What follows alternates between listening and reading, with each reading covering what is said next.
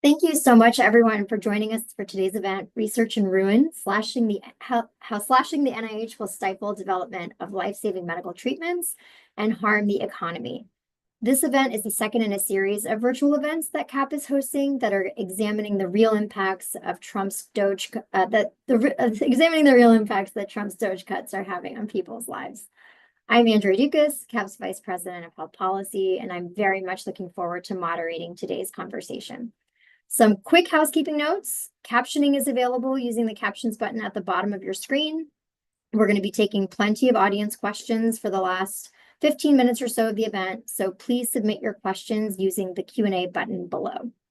And with that, we will get into what you all registered here to join us for. In recent weeks, the Trump administration has taken a sledgehammer to the National Institutes of Health, freezing grants, slashing staff, and directing NIH to cut billions of dollars from cutting-edge biomedical research. It would be an understatement to say that this is causing chaos across the medical and scientific communities. To help think through what these attacks on the NIH mean and where we go from here, I'm thrilled to welcome an incredibly esteemed panel of speakers. They're going to be sharing their insights and, in some cases, on-the-ground experiences with the administration's actions. I'll be speaking with Dr. Howard Foreman, Professor and Healthcare Management Program Director at the Yale School of Public Health. Dr. Foreman is also a practicing emergency and trauma radiologist. Dr. Hardeep Singh, Professor and Healthcare Researcher at the Baylor College of Medicine in Houston, Texas. I'll also be joined by Dr. Michael Lin, Professor of Bioengineering and Neurobiology at Stanford University. And finally, by Christian Menefee, County Attorney for Harris County, Texas. This is an elected position that serves as the chief civil lawyer for Harris County. And for those of you curious, that's where the city of Houston is located. Welcome all. Very much looking forward to the conversation, and thank you very much for joining us again today. And Dr. Foreman, I'm going to kick it over to you first. Please help us set the stage. Right out of the gate, we saw the administration go after NIH grants, and then, of course, we all saw last week's mass layoffs across HHS. Walk us through what's happening right now. Yeah, there is really a lot going on, and thanks for convening this, Andrea, and the others who coordinated this. Our NIH and the many related health research supporting institutions, including the CDC, the Agency for Healthcare Research and Quality, the National Science Foundation, the FDA, and so many others, are the innovation engine of our biomedical life sciences industry and really our health services industry as well in this country.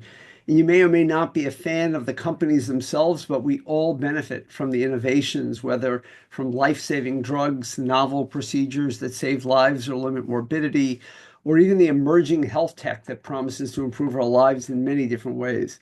A recent article, and this was highlighted by Eric Topol a number of times in the last couple of weeks from JAMA in 2023, points out that 99.4% of all approved drugs from 2010 to 2019, that's basically all but 2 of 356 drugs approved during that time, benefited from NIH-funded research. I mean, it's just extraordinary how important NIH funding is to our innovation and life sciences industry in this country. We know that the administration wants to substantially reduce the NIH overhead rate to 15% for all parties. Now, overhead rate may sound like a technical term to people, but this is the very real cost to institutions for performing research, and most of these institutions are universities. And it's currently subject to a permanent injunction, and it is now moving into the appellate phase, but one can speculate even now that the indirect cost rate will come down, hopefully less capriciously and with some consideration of actual cost, but it will come down, and this will reduce innovation whether we like it or not. Recently, as you mentioned, 1,200 employees of the NIH have been fired or otherwise removed, including some of the most senior leaders of these centers, leaving them without any type of a deep bench, which they previously had. And matching this, the FDA has also seen massive firings and an exodus of our best talent. By tomorrow, the NIH has a deadline to reduce contract spending by 35% or $2.6 billion. Many companies contract for work. Our federal government is no different. But if you cease to provide adequate IT support, maintenance of specimens at very controlled temperatures, or security or facilities management, you might find yourself with a failing enterprise. If the administration wants to cut this particular spending, they may find themselves having to contract again or hire new folks to do necessary functions. Needless to say, if you think this cut in spending is even feasible, you would not want to do it rashly as it is being done right now. Not to mention the fact that many of the contracts are actually for ongoing research or research support. Grants have been canceled that fund studies of HIV prevention, violence prevention in children, pregnancy health disparities, and Alzheimer's disease, among so many others. Much of this seems politically oriented around Orwellian efforts to change our language and behavior. So again, we're not seeing things done because we're looking for the most efficient use of our dollars. A lot of this seems to be focused on ideology. And then congressional efforts to tax endowments are a related issue that would also stifle innovation. And this is going to be coming up over the next several weeks. You'll hear more and more about that. And then lastly, we have seen threats and actual canceled funding for grants directed at specific institutions, couching this as punitive for previous and ongoing bad behavior, but somehow essentially only targeting the largest institutions that will get the most notice. All in all, a seemingly politically motivated effort to rattle cages, dissuade future researchers from even pursuing these areas of investigation, and otherwise incredibly pound foolish, as the saying goes, without even being penny wise. Thank you so much for that. Yeah, completely and totally chaotic and not serving the public's interests at all. In other words, Dr. Singh, you are at a top NIH-funded institution in Texas. Tell us a little bit about what these cuts and what Dr. Foreman was just sharing mean for the work you do and how this might influence the kind of work you do today and in the future. Thank you again for inviting us and for having this panel. So just a little bit of background. I'm an immigrant. I came here about 3 decades ago. I did my medical school in India. I literally moved to the United States to do research after my residency. Most of my research was inspired by my clinical practice, which started in rural East Texas, where I was a practicing primary care doc. I saw a lot of patients that were, had a missed and delayed diagnosis. That's when I found out how common a problem misdiagnosis was. And I started my career journey when I came back to Baylor as a faculty member, and I was very fortunate to get some NIH grant that jump-started my research career. Now, what I do is what's called patient safety research, which essentially is research to reduce medical errors and improve the healthcare system and the processes that we have in healthcare. This is very different from what, Howie, my friend, was describing, which is sort of, NIH making drugs, making discoveries, making cures, therapeutics, diagnostics. What we try to do in quality and safety research is to make sure that the delivery of these cures is done safely and effectively. So it's a very different type of research. It goes by the name of health systems research, implementation science research. There's many terms for it, or health services research. So that's sort of what I've been doing for the last few years. Now, as you can imagine, there's very few agencies that do this type of research. Some of it is done under NIH, but the large chunk of the research done in patient safety and health systems improvement is done by an agency called Agency for Healthcare Research and Quality that comes under the Health and Human Services umbrella. Now, AHRQ has been around for many decades. It funds, research. It's a small agency with even a smaller budget, which means there's very few people in this country that do health systems research related to patient safety. Now, AHRQ also does not just research, because some of the research just sort of sits on the shelf and doesn't get into practice and policy. What it tends to do is also produce evidence in terms of guides, resources, which is useful for the front lines of care, for the clinicians out there, for the policymakers, for the nurses, for the health system leaders, as to how they should use research findings to improve the quality of care that they are delivering, how to make the health system that we have a better place to work in. Now, my portfolio specifically within AHRQ focuses on two related areas. I still study how to reduce misdiagnosis in healthcare. And the second thing I do is how to use technology better and safer. Now, in terms of misdiagnosis, AHRQ-funded research by our team has shown how common the problem of misdiagnosis is in U.S. healthcare. 1 in 20 U.S. adults are going to have a misdiagnosis every year in the outpatient setting alone. That's quite common. Literally everybody we know will have a misdiagnosis at least once in their lifetime. Through AHRQ-funded research, we've been able to produce interventions, solutions for health systems, for clinicians, to how they can do better decision-making, and even for patients, like how can patients get involved in reducing their misdiagnosis? What are the things that they need to do in order to reduce their risk? In terms of technology, we're studying things like electronic health records, which nearly all clinicians in this country use.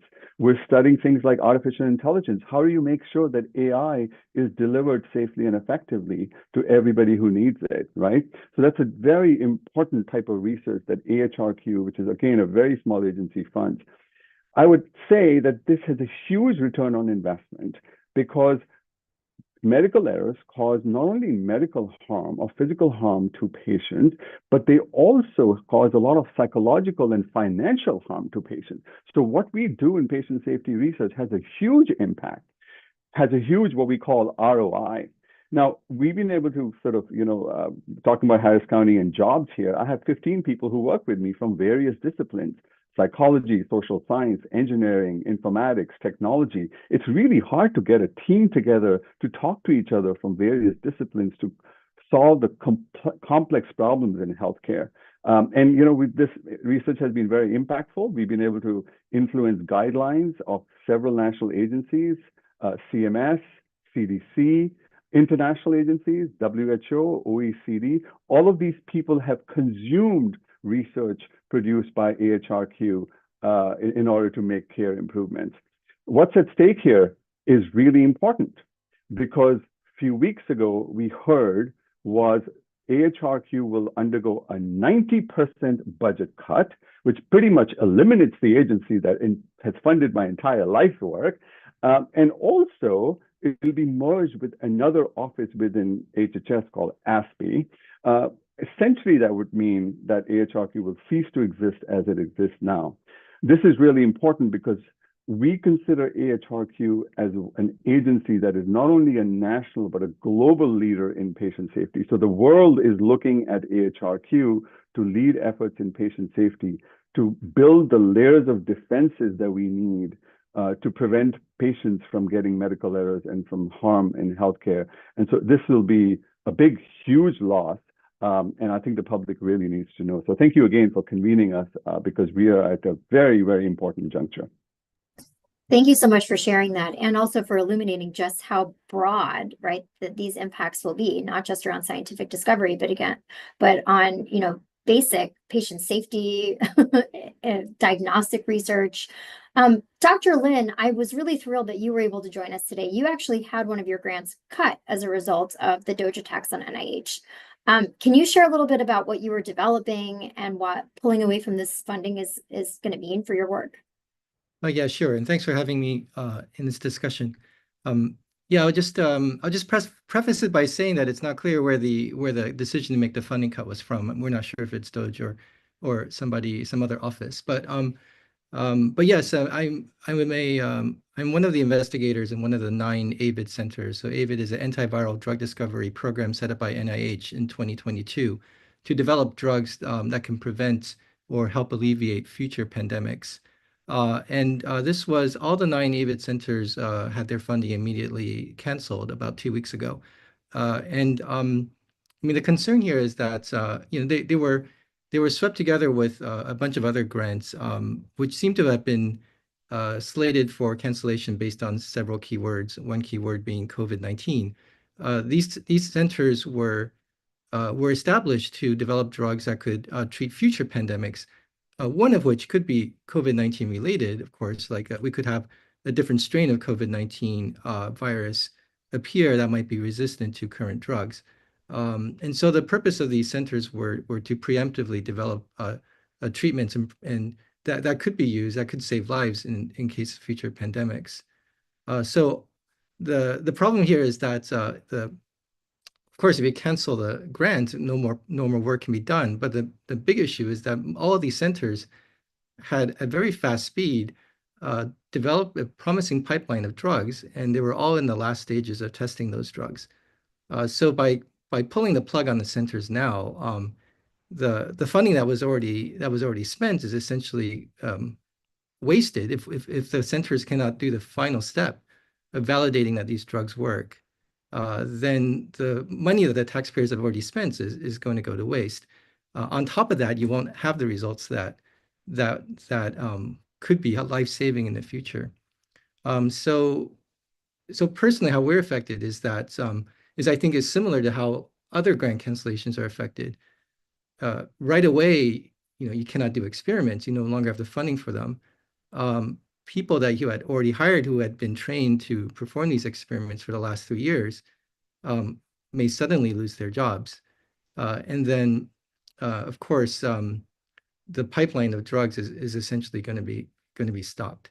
So I think it has, it has effects that the public may not appreciate. I think may not have expected in terms of sort of a surgical, rational approach to cost cutting.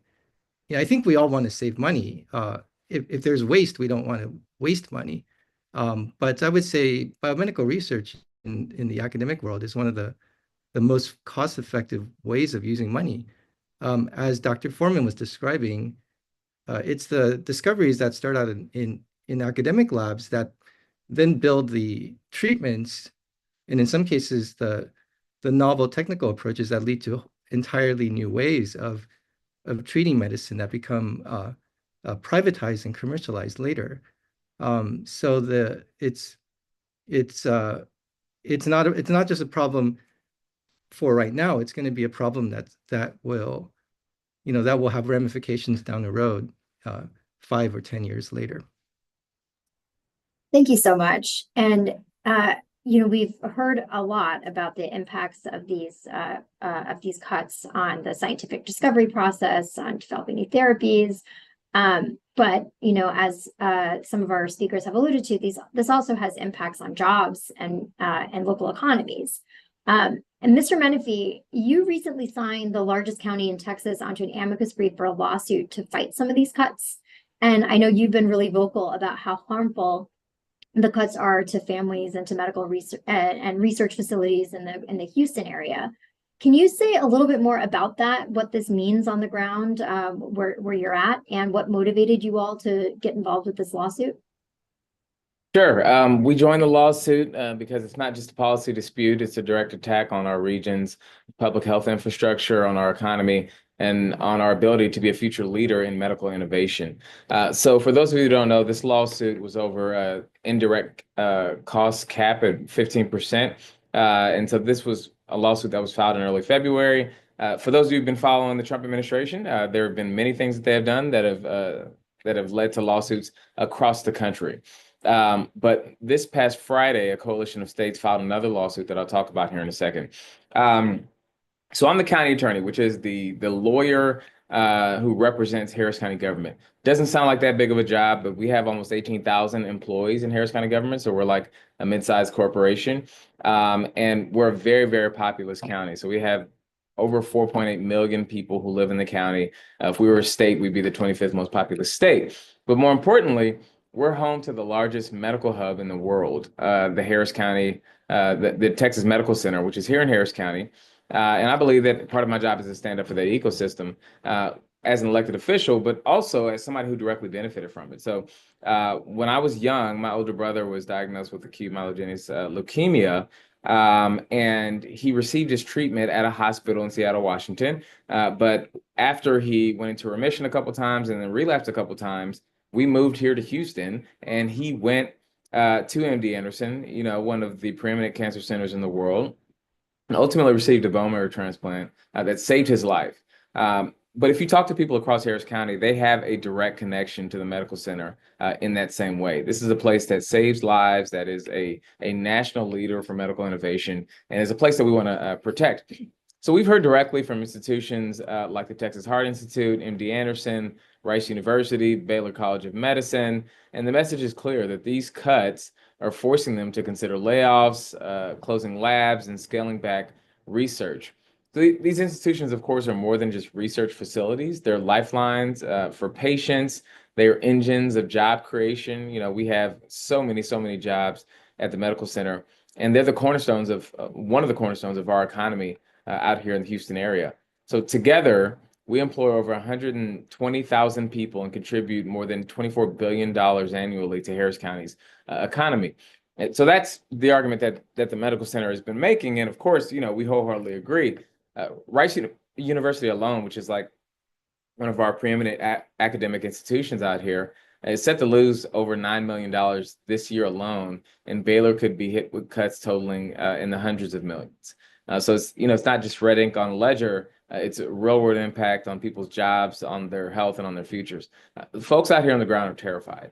I think we all expected a tad bit of instability in the second Trump administration. But as I heard one of the doctors say earlier, even if these things were a good idea, the speed with which the administration is moving and the lack of, you know, methodical process, right, and attention to detail is having catastrophic results. So the NIH, as you all know, is the largest public funder of medical research in the world. And so this issue isn't just a Harris County issue, it's an issue across the entire country. And that's why you've seen so many folks eager even to file lawsuits to kind of jump into this fight and stand up to the Trump administration. The latest lawsuit that was filed, so, you know, the first lawsuit was about indirect costs, and what you heard from the Trump administration was a bunch of arguments that were designed to get away from the heart of the issue, which is you all are trying to cut funding for research that leads to medical innovation, and instead just to focus on how indirect costs are out of control. Well, at the same time, what the administration started doing was delaying the grant application process, right? They would find all these ways because there was a fight between them and the courts, right? The courts were issuing these orders saying, Trump administration, you need to do the right thing, continue as is while this lawsuit is pending. And the Trump administration and the lawyers in the administration were finding creative ways to allow the administration to tie up funding through other means in order to achieve their goals. And so this implicates all of the latest and greatest of the executive orders that you all have heard about: the anti-diversity, equity, and inclusion executive order, the gender ideology executive order, the discrimination executive order. And so they have found creative ways to tie up funding. And this latest lawsuit now attacks the Trump administration's deviation from the orders that have been issued by the courts. So all this to say, this is an ongoing fight. It won't just be that one lawsuit. You can expect this fight to make it up to the United States Supreme Court. With this second suit that was filed last Friday, my team is already working on getting a brief together so that we can make sure that the county that is home to the largest medical hub in the country has a voice in this case. So it's an important fight, and here on the ground, we're seeing that it's having a real world impact. And, you know, we're glad to be in the fight, but we wish that this wasn't happening. And we're grateful that you're in that fight. And thank you for being here with us today.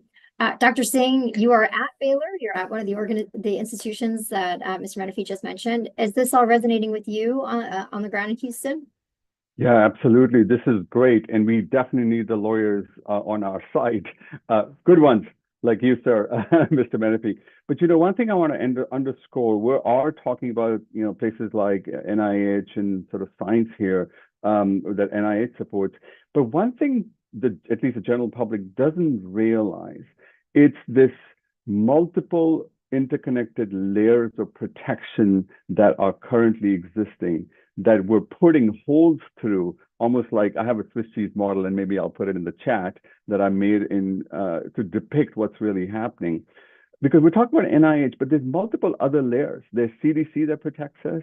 There's FDA, you know, safe drugs, safe food. You know, EPA, clean air, clean water. We've got NIH, obviously. We talk about CMS, which is Medicare. They protect vulnerable populations. And when you put holes into multiple federal agencies, multiple holes, and you sort of kill off the science, it is really bad for the public. And that's what the public needs to understand, that you need layers of protection from all of these agencies, and you need very good science to protect us from adverse impacts on our health. Because ultimately, everybody will get affected. That's what people don't realize. They think, oh, it's just a research grant that's going away. It really doesn't make me a difference. Ultimately, it'll make almost everyone a difference, because the general public will get impacted with some harm or the other, in some way or the other, through all of these layers and protections that we have, which are having a hole put through them. Thanks.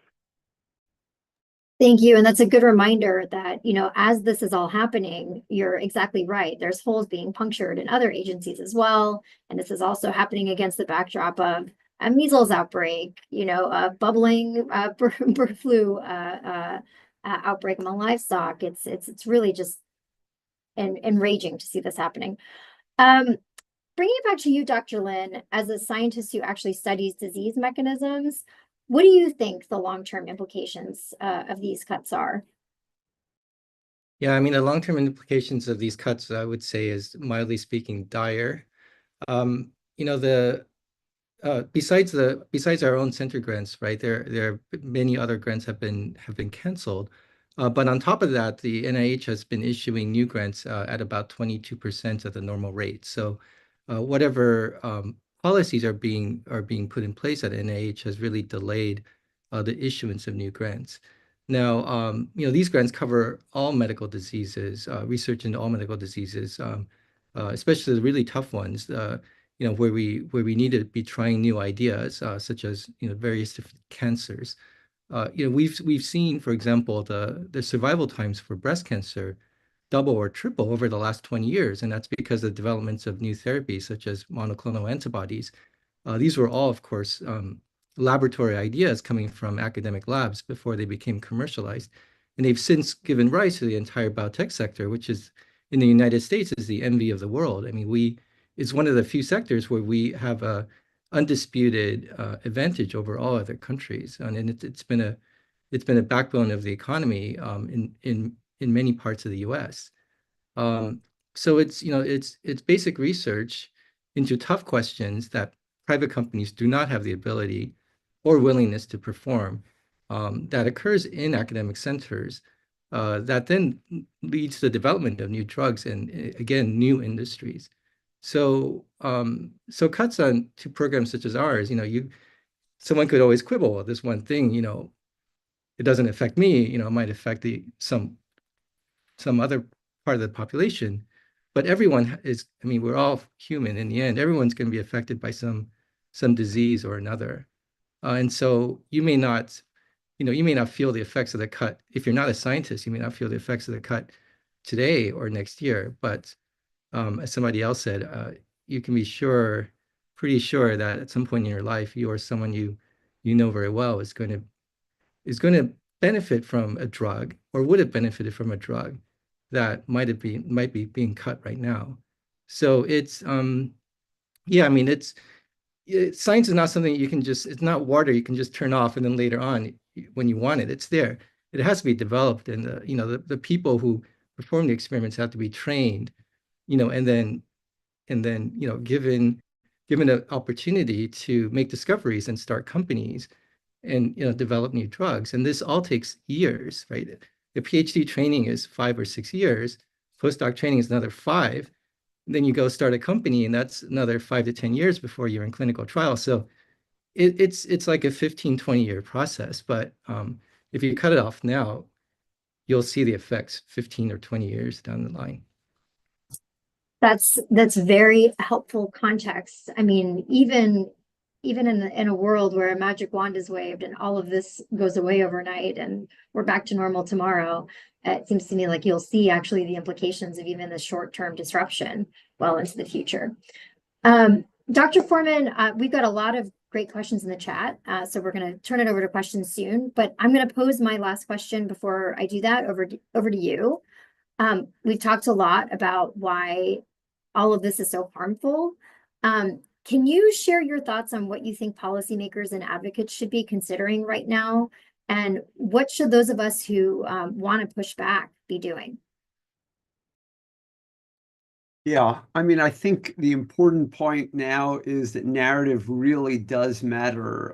As you know, as we talk about it in very technical terms, the reality on the ground is that, I'm a son, I'm a father, I'm a human being with a couple of chronic conditions. I've benefited from innovation over the last several decades. If I look at the procedure I had in my heart last year, it would never have developed or become commercialized if not for the innovations of researchers, mostly funded by the NIH.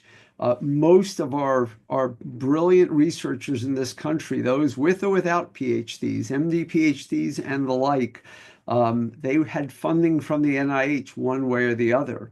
Our scholars choose to go into fields mostly because they believe so much in the science, but also because they know they can be employed in that business in the future. People will not go into biomedical science or health services or quality and safety if they don't think that anyone will ever pay them for it in the future. We will literally shell out our entire intellectual capital in this area if we continue to do this. So I would just tell people that everybody has a story to tell.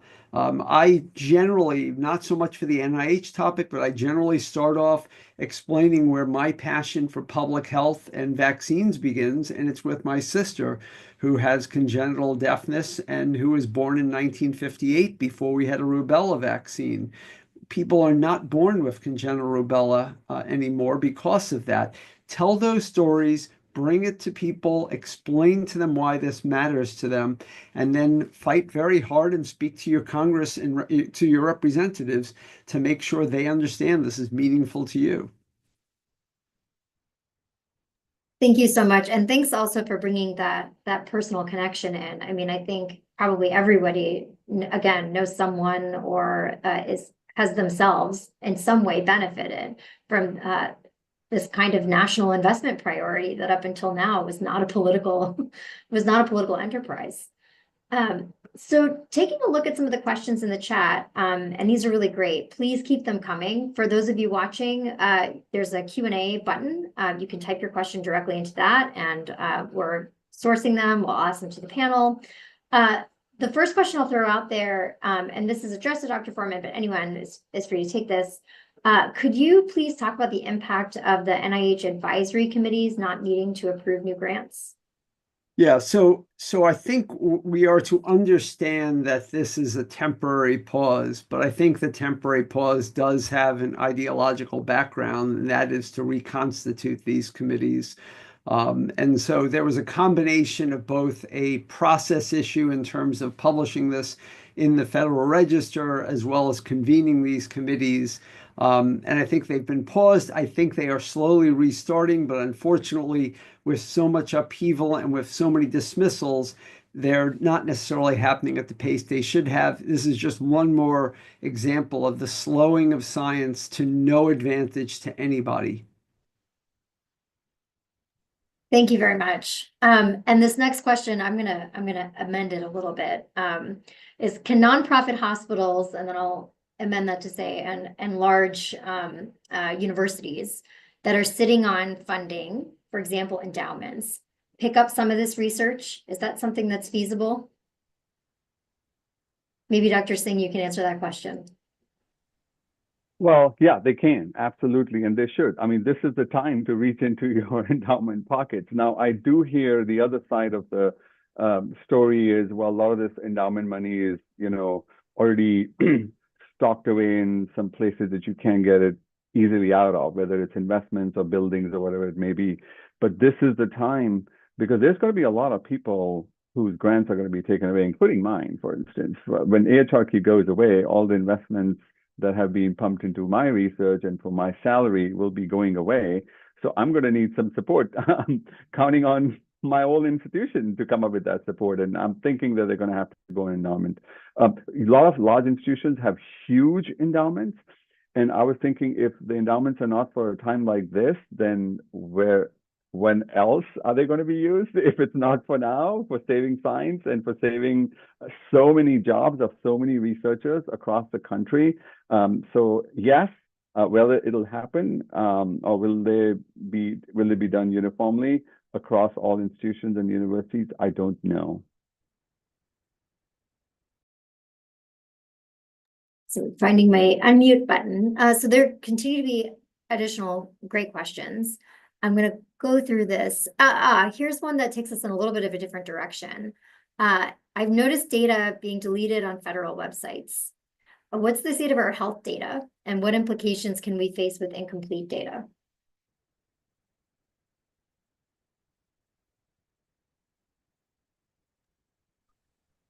I mean, I can start and let others come in. You know, some of the things that we know about data, I know a lot of people have backed up data. So there are people maintaining archives of the data. Everybody's saying when the data comes back online, check it, because it may not be the same as it was when it was downloaded. The other things that I know of, for instance, my recent work also involves environmental sustainability and climate change. And the Office of Climate Change and Health Equity, not only was it completely dismantled, but all the resources that it produced have been taken away from that website. There was also a document that we created with Agency for Healthcare Research and Quality, how health systems, how health hospitals can start to take actions related to environmental sustainability and climate change. And that has been removed from AHRQ website. So yes, a lot of this is available on archive.org, but people have to go search for it. And yes, there are concerns that people are raising about sort of what's still remaining online. A related question, in addition to data disappearing, there's also, changes that are happening. I think it was Dr. Lin that mentioned before, there were efforts to look for keywords and sort of zero them out. Other words that we're seeing that are popping up are, words like woman and female and trans. And one of the other questions in the chat was, how does engaging in that way, right, removing either words or populations from grant proposals directly affect healthcare access or the value of therapeutics for those types of populations? And maybe Dr. Lin, you might want to answer that. Oh, I think Dr. Foreman has an answer. Yeah, he's more attuned to health population research. I mean, I would just quickly add that basically when you start to dictate what populations people can and can't focus on, you're inherently supporting disparities. We know for a fact, we know with lots of topics, we know that women are disproportionately affected by some diseases and not others. We know that HIV affects certain populations and not others. And we do need to have more information about patients with patients who are trans and or have gender dysphoria. There's so much more that needs to be investigated. When you start to remove those words from grants, you are implicitly saying that these people don't exist effectively, and we're not able to answer the questions the way we should be. Very helpful, thank you. We have a specific question from someone from Inside Health Policy, actually, who wants to know whether affiliated hospitals with Harvard Medical School could face financial fallout from the administration's probe of pulling potential billions of dollars from Harvard. I mean, this is true about other institutions too. I'm curious for folks' thoughts about that.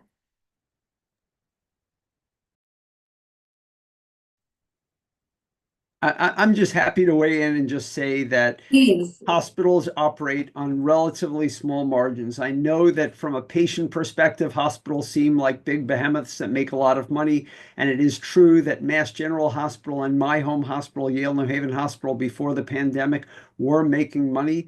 They are not now. They are literally cash flow negative. They are losing money.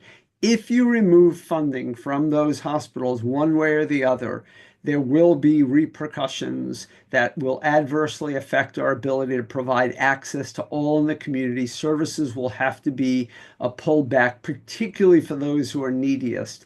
It is not a time for us to be threatening our safety nets in our communities.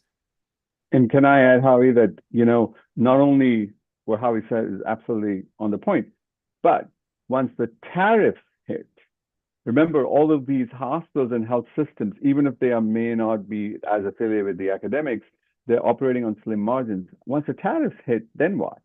What's your supply chain going to look like? That's right. Costs go up. Right. And, if Medicaid cuts happen, that's another blow. I mean, I think we're talking today, right, about one very specific set of actions that threaten access to healthcare therapeutics, but that's just one of many, many larger attacks that are happening right now. Thank you for that reminder. I have a question for Mr. Menifee here. These lawsuits are hopefully just these lawsuits are hopefully just one part of how non-scientist leaders can help bring attention to these cuts. How can we further help draw attention to the impacts to our cities and states? Yeah, so I think the biggest thing, and we say this a lot when you're in public service, is informing people in your networks. You would be shocked, and obviously when I say networks, I don't mean like the other people if you're in the medical space, I don't mean the other people at the hospital with you. But because of the information overload that exists in our society today, social media, online forums and blogs, there's so much information that goes around. The average person has no clue about any of this stuff. I've talked with my family about the NIH cuts because of our shared experience at MD Anderson, as I mentioned earlier. And before I talked to them about it, they were not aware of it.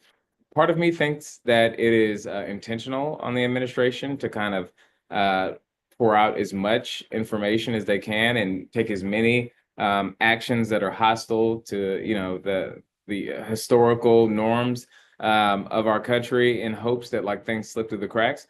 But I would say one of the main ways is just making sure that people in your network are aware of what's happening. Many people expect that there will be a backlash over the tariffs, but if like the average Joe and Jane are not aware of the things that are happening, then there isn't going to be a backlash because they won't fully appreciate how detrimental it is to our society.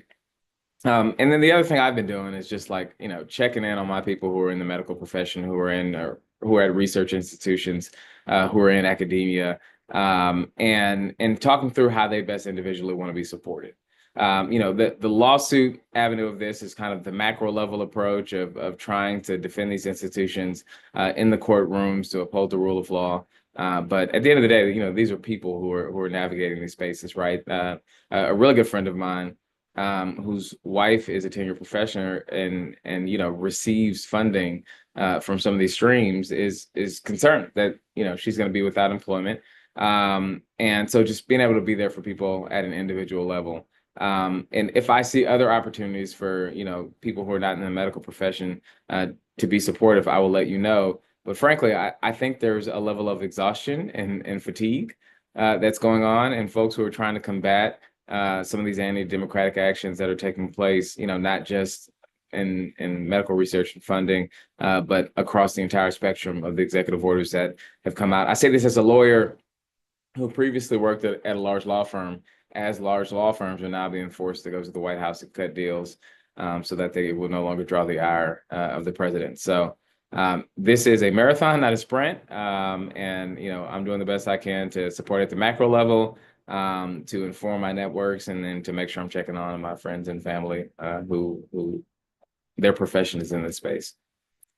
That's very helpful. And there are a couple of other questions for you about the state of the lawsuit. So I'll just ask one, specifically on the lawsuit surrounding the indirect rate.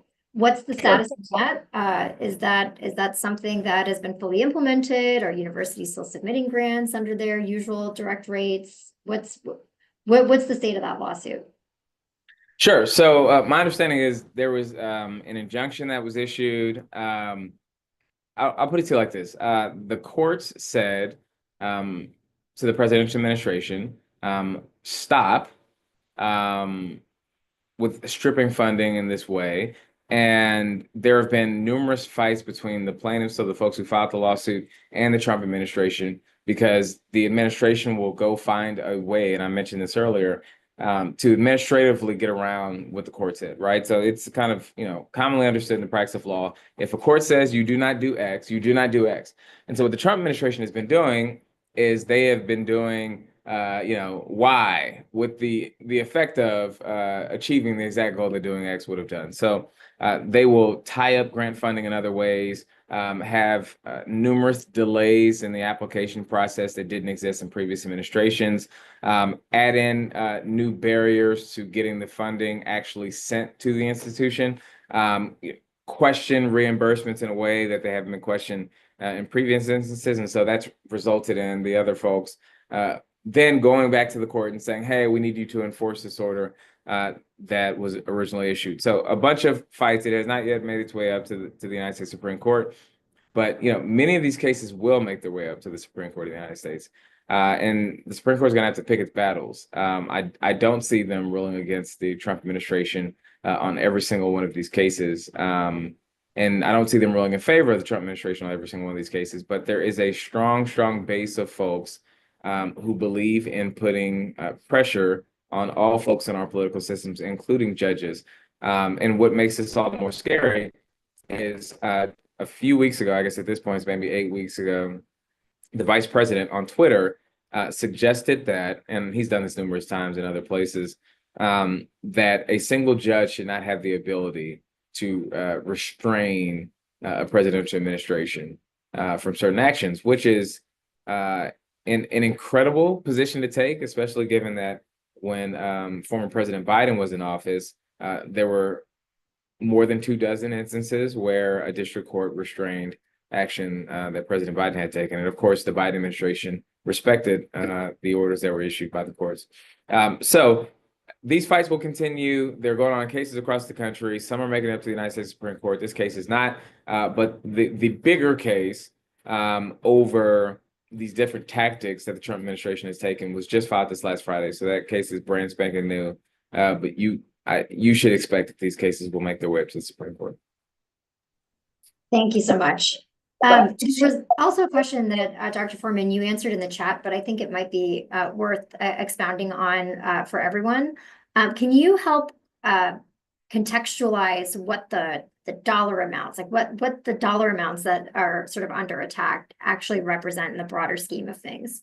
So it's hard to even get our hands around them because, as we said, 2.6 billion in contract dollars are looking to be cut.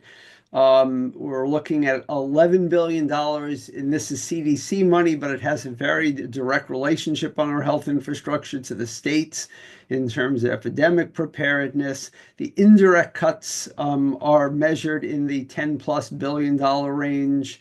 So each of these things is a meaningful amount of money in the grand scheme of things. And by the way, the USAID cuts are another $50 billion. Like, in the grand scheme of things, these are a tiny, tiny, tiny fraction of our federal budget.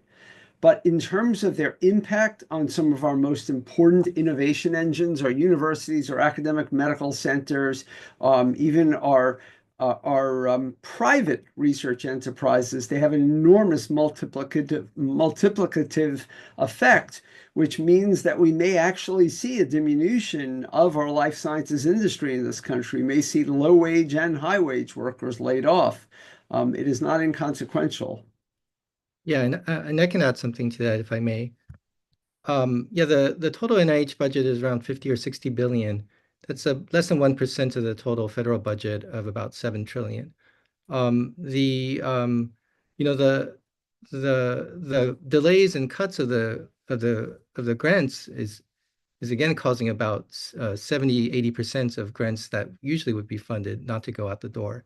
In terms of again, the disruption, the really concerning disruption is how it impacts the recruitment and training of future generations of scientists. These are people who will be building or developing our future cures and building our future biotech industries. In addition, one can say 50 billion for NIH sounds like a lot, but actually, each group, each laboratory is funded on less than $1 million, typically less than $500,000 a year. So it's not a lot in terms of what you get, I mean, that funds, we're basically paying researchers at a fraction of what they would get in the private industry. So a common question that comes up is, well, if the research is so useful, why don't you just let private industry do it? Well, private industry, it costs about $2 billion to develop one drug. The private sector spends about $200 billion a year, so about 4 times more than NIH. But the output, as we know, is not really terrific. You know, we get a few drugs each year from each pharmaceutical company. The NIH is funding the early stage research at a much lower cost for a huge number of candidates, which the private sector is then willing to select from to develop the drugs with the biggest market potential. And as we know anyway, the private sector is not in the business of making drugs for smaller markets or for indications that they're not sure will be needed in the future. Something like antiviral preparation is not something that a pharmaceutical company will invest a lot of money in now because they're not sure of their return. But it's something that the public sector can support as a form of health, you know, of preventive medicine against future threats. You know, that could be very impactful in terms of lives and you know, economics at risk. So there are different roles. Essentially, there are different roles for private sector funding and for public sector funding. Yeah, and you know, I think it's helpful to clarify that there's sort of a misnomer, whether it's like public versus private, since as we've discussed, so much private development is actually reliant on prior research that was funded and supported with public tax dollars through the NIH. You touched on an issue though that I think would be worth spending a couple minutes on, which is that, you know, folks are reading that we're losing medical researchers to other countries, or that we might. And there's a question in the chat that I think is a perfect one to ask, which is it worth pursuing a research career in America right now? Yeah, it's a good question. It's a really good question. I mean, this is sort of the first time in my lifetime I've hesitated to answer this question because, you know, previously I would have said it's obvious that medical care is something that humans will need more and more of as lifespans get longer, you know, as we get older. And that, you know, what else do you want society to do? If you have all the iPhones and TVs you want, what else do you want? You want better healthcare. And so I would have said, and it has had bipartisan support, medical research. I would have said this is a guaranteed job. There will always be a growth industry. I still believe that to be true in the long run. I think I'm optimistic in the long run that we will reverse some of these harmful decisions. But in the short term, it's very, very challenging. You know, somebody going in now has to think about where they're going to be in 5 years. Are they going to, you know, is that next job going to be there? Maybe there are other countries that are more supportive of this. And, you know, for example, France has been trying to recruit away American scientists to their universities. So it's these kinds of cuts do have an effect on how people judge their future careers, and they do put us in a less competitive position versus other countries. And here's a question, probably for Dr. Foreman and Dr. Singh, especially. I love this question. As a friendly neighborhood community physician, what is our best course of action? Part of our job is to educate and try to remain apolitical so that all patients feel welcome. But it seems like politics and messaging are becoming increasingly intertwined. What is our role as trusted healthcare experts in this moment? I'll just say really quickly, I think you have to listen to people, even if you don't agree with them. You have to meet them where they are. You have to be able to explain things in the level that they come to you at. And as I said before, you have an opportunity to use narrative, not just in your individual encounters with patients, but in your communities. The impact of having a letter from a loved physician published in a local newspaper or a newsletter, any other format that you have, or speaking at an event can be amazingly important. Yeah, I can add, you know, as physicians, we may not always be trained in things like making it simple, marketing well, communicating well.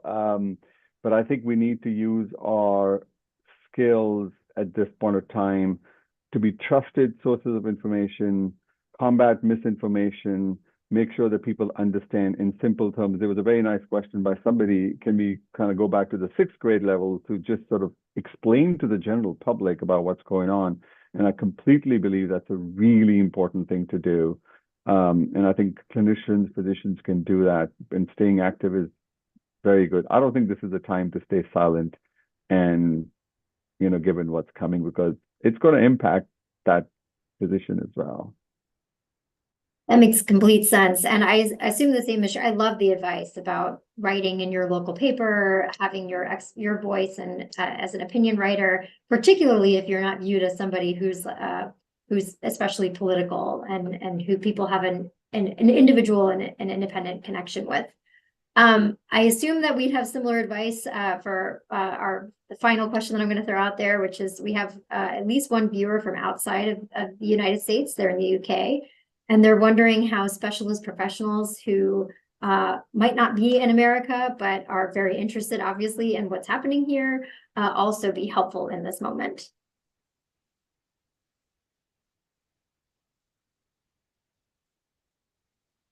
And maybe it's just cheerleading from the outside and hoping this doesn't happen where you're at too. I mean, one thing I can add is there's a lot of interconnectedness with social media across the globe. Please support us. So if people like Howie and Michael and I and Kristen are putting things online, which is trusted source of information, please help us disseminate our points. We have a very small voice, at least I do, as a sort of a researcher. But I think we need to amplify each other's voices right now, because we need to reach the general public, who can then sort of put more pressure on Congress to sort of do what needs to be done, at least with some of the cuts that we're thinking, or to AHRQ, for instance. It's totally under congressional authority. That seems to be one of the things that we are thinking about. Like, how do we get the Congress more alarmed about some of these cuts and what they can do? And I think we could use your voices. That is a great point to end on. I'm sorry we couldn't get to every question asked, but we'll take a look at those at the close of the webinar for sure. Thank you all again, Dr. Foreman, Dr. Singh, Dr. Lin, Mr. Menifee. Thank you for being here, for joining us, for helping to get the word out about what's happening right now, the very, very scary assaults on the biomedical research enterprise and patient safety enterprise in America. And as a reminder for everybody joining, thank you for being here. This is the second in a series of events that the Center for American Progress is going to be hosting to make real what's happening with cuts in the administration and through DOGE and what these actually mean for real people and communities across the country. Thank you so much again, and we look forward to having you join us for future conversations. Thank you, Andrea. Thank you for having me. Yeah, thank you very much. Thanks, everybody.